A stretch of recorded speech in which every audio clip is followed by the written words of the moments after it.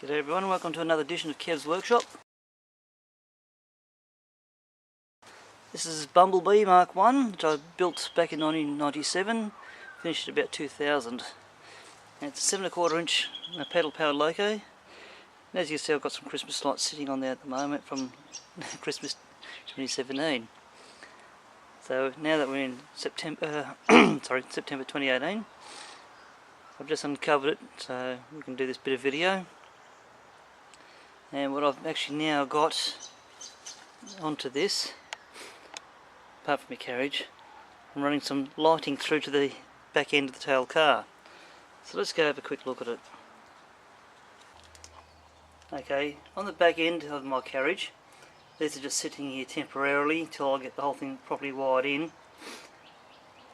There's some clear 10mm and red 10mm LED lights.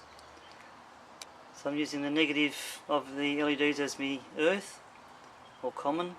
The positives go back to the switch box. Get this around here. Yeah, so I go to a terminal connector. So I've got common in the middle, headlight is the white, tail light's the red. It's 4-core, what we call telecom cable, or telephone cable here in Australia. So temporarily just running along the top just for testing purposes. This will go underneath the actual carriage itself. And right here there will be a plug. So it'll be just like plugging a trailer into a car. I've got the wiring sort of sitting a bit of a mess at the moment on purpose. And then down into here is where it comes back to. So let me just reposition again. Okay, with this bit here, you can see my gearbox and the forward reverse lever. And what I've just done yesterday, well, at least at the time of this recording, this metal plate, I've got to put the second hole in yet, and the bolt, I've got to remove the seat to do that. This micro switch is for the, when you're in forwards, this lever rests on the micro switch, which puts the tail lights on. When you come up, there's another micro switch here at the top, which puts your headlights on at the far end. So when you go in reverse, that automatically puts the headlights on. When you come in neutral, they're both relaxed. When you go in the forwards, puts the tail lights on. So this is automatic lighting for 7¼ inch. Now the way that's done, in here I've got 2 Penlight batteries. That goes straight to the on-off button, and then to the common of both micro switches. 2 outputs of micro switches go to the lights. The common from here goes through the black and goes through directly to the common of the tail lights.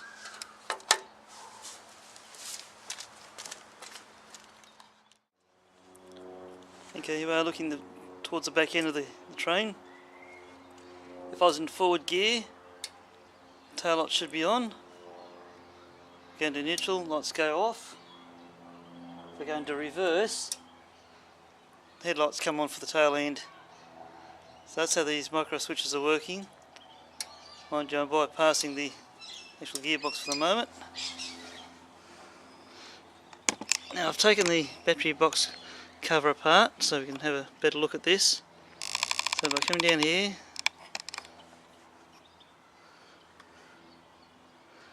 they're about the solar panel, it's for the Christmas lights.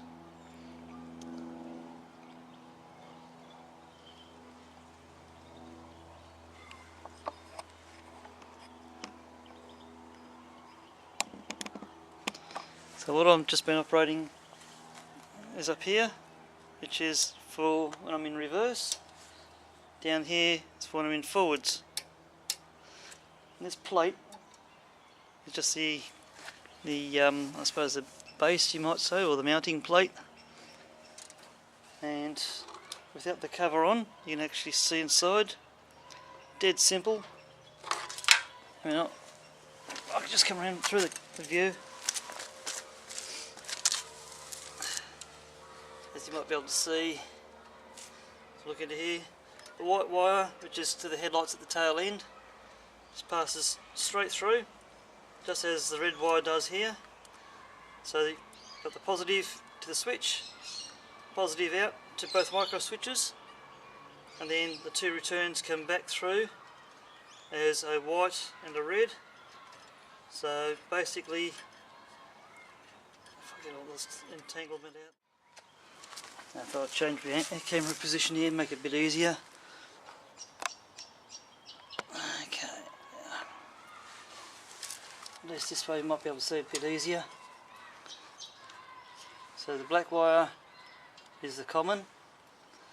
So you've got white is the headlights for the tail end, and the red is the tail lights. So passing straight through here, so the circuit goes straight to the common out here, then the positive through the switch. The switch is only there just in case someone leaves it parked in gear, saving the battery goes flat, or batteries go flat. So that goes on up, bridges both of them, which is that wire there, which is the positive input. So they're the two outputs, and these two outputs, as you see, come straight through to those two outputs there. Dead simple circuit, and at least when I operate this improperly, just down into here where it's going to be. Once that safe and sound out of the way, I should be able to reposition my camera tripod, no doubt. If I was to operate this properly,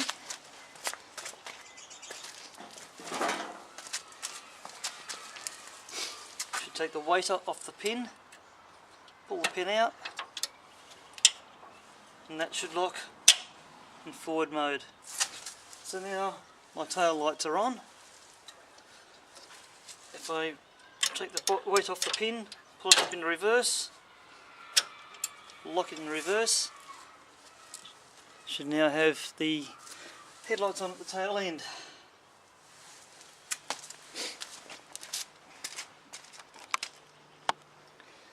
So if I spin this around this way a bit,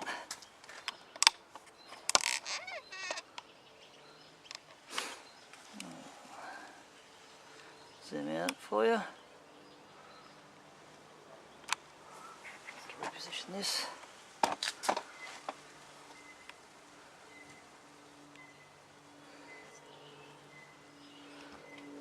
So hopefully you should be able to see that. I've got the light hanging off the side of the carriage on purpose.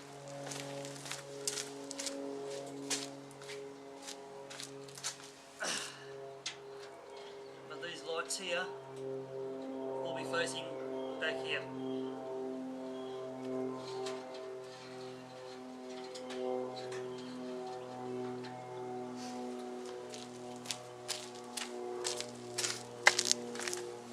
So at least get an idea that while I'm in reverse, anyone seeing the train come backwards will see headlights on at the front end as it would be to them, and then in forwards they'll have the tail lights as the train is going away from them.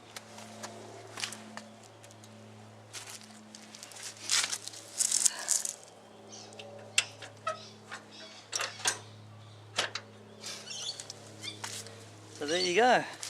Hope you don't mind that series of shots. So this, as I say, is something I built back in 1997 to 2001. 10-speed bike mechanism hooked up to 3 motorbike gears, which is forward, neutral and reverse. It's only rear wheel drive, but hey, first project ever built in 7 1/4. The wheels underneath the carriage are my second project. Not necessarily easy to see, but I built those set of bogies. And up the back are 2 more projects. Okay, at this point of the video, you should be able to see here a 7 1/4 inch track is actually multi-gauged. The 2 outer rails are 7 1/4 inch, and then the second rail from the right is your 5 inch gauge to the far left. So we'll do it this way for you. Down here there's your 5 inch, and then there's 3.5 inch gauge. G-scale will actually fit within here. So if you're running live stream G-scale, I can actually do that into this area. So underneath this black plastic which I won't uncover just yet is one of 2 rail cars which I'm building. Up here is a chassis of the power car with some other steel work on top. Doesn't belong there, but it's there for the time being. And those 2 wagons there, or carriages, are basically these. Part of the original Kernah Park fleet from back in the late 70s, early 80s. As we come on through, you can actually see what I've now just done in the change of camera shots. I've got convoluted tubing over my wiring. It makes it a lot tidier. There will be a plug on the back here, so once I get all this completed, it's nearing completion now, but once it's properly complete, should be right. As you come on out, this is the back half of my jungle. This is all going to be multi-gauge through here for 3.5 inch and 5 inch. Bit of train crossing in this area. There's my station platform. It's not a very big property, I must admit. Like a few acres would be nice, but up just past this tree marks the end of the line.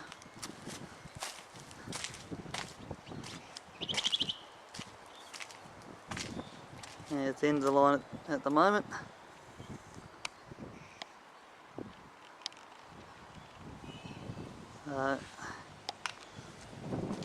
At least with that, there's one more project, and this project here will become a level crossing. So the mast and 2 arms are in, and eventually onto here will be the boom gate itself and its settled flashing lights, which denotes where my train crossing sits.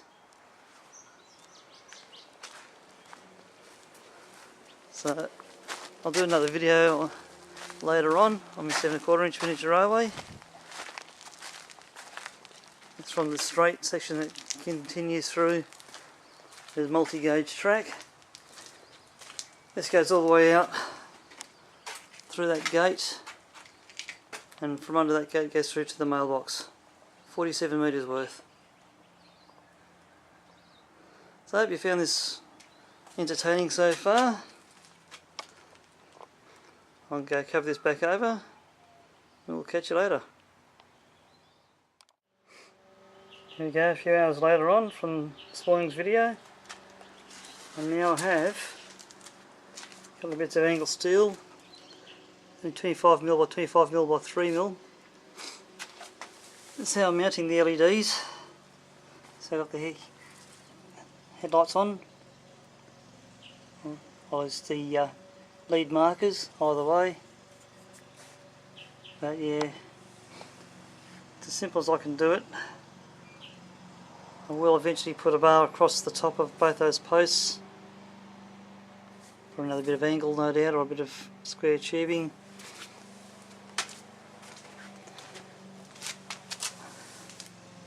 The idea is it's that simple. Only needing 3 leads.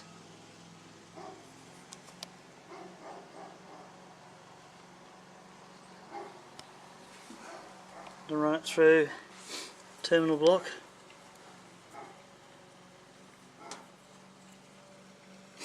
At least that'll sit underneath this floor rather than on top of it.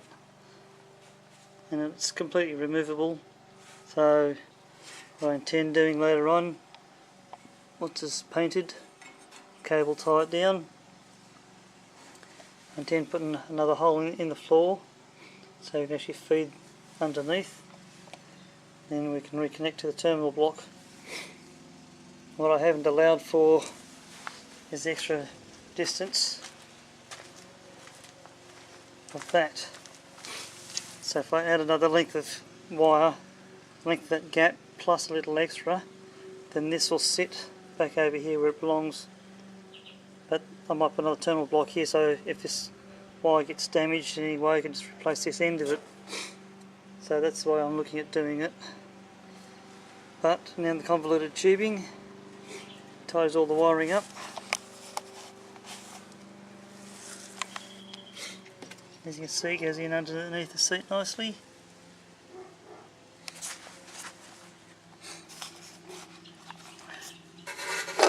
So at least now, battery box, main switch is alright. Now I'll get into doing that second hole very soon, no doubt. But just now you can see how the micro switch is up close. Just down here is normally the common. And then there's ones on the end, are usually the outputs, normally open, normally closed. So in forward mode, neutral, and up here it's in reverse.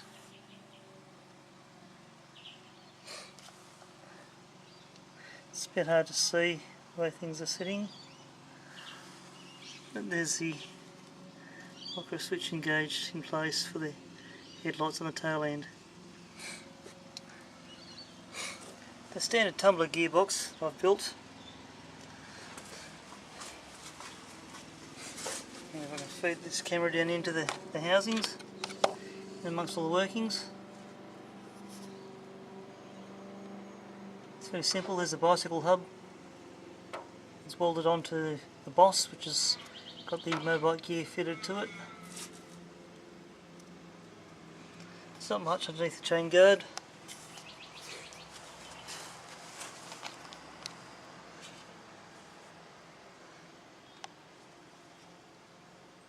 Front wheels and suspension.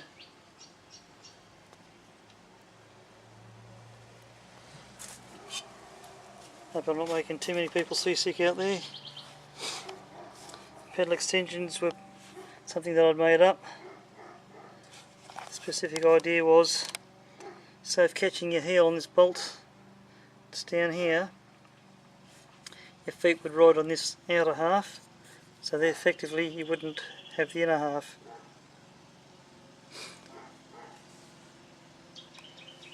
Yeah. See if I can put this into neutral gear without knocking the camera.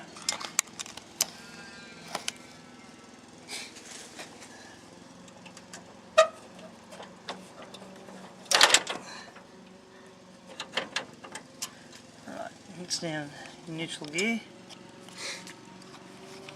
And to show that, that's in neutral.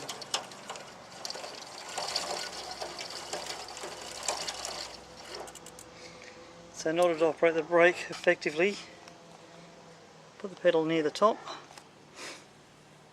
move the brake lock out of the way, and to operate the brake, simply just put your heel on this corner, front and rear brakes are applied. That's the linkage to the rear brakes. Works exactly the same as the front. And to show that,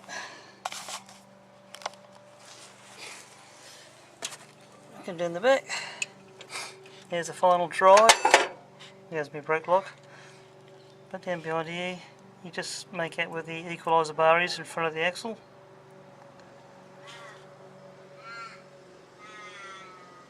And it says suspension front and rear. Now if I can find my lock, there it is. Simple bit of flat bar. Just had a very wet winter this year, so everything's starting to rust up quite nicely. The brake's now locked in the on position. To release it,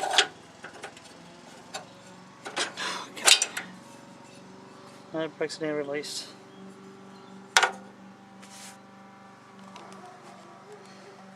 Oh. Up to here.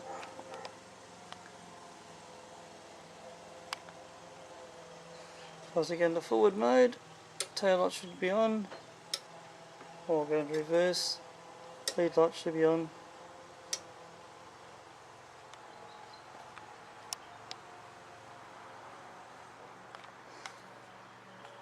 I hope I haven't bored you too much. So, Bumblebee Mark 1, yeah, it only weighs about 50 kilos. Could redo all the labelling, redo the chain guard cover, I was saying I started in 1997, finished it in 2000. That's my first project. I think I didn't do too bad for a first project. Here we are, 2018, from at least 2000.